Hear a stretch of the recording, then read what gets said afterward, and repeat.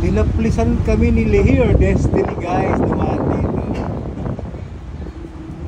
Isang barko dito, ayan. Dumaan sa pupa namin. Ang uso niya. The place to the max. Si Lihir Destiny.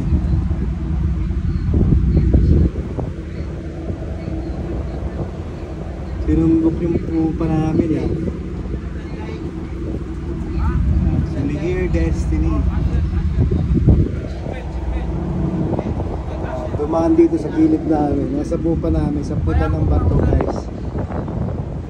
Dito kami ngayon sa Lae, Papua New Guinea guys. Dito kami sa home station namin. Good morning guys sa inyong lahat. Yan, nandito si Amariles o si Amalia Primrose. At saka si, dati ko sinasakyan si Red Robin. Yan, dito kami ngayon.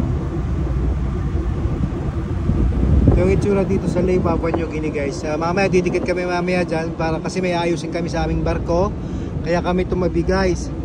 Hindi kami napuno kasi may discrepancy yung barko kaya kailangan ayusin. Good morning guys, good vibes, simangis na lamang. Ayan.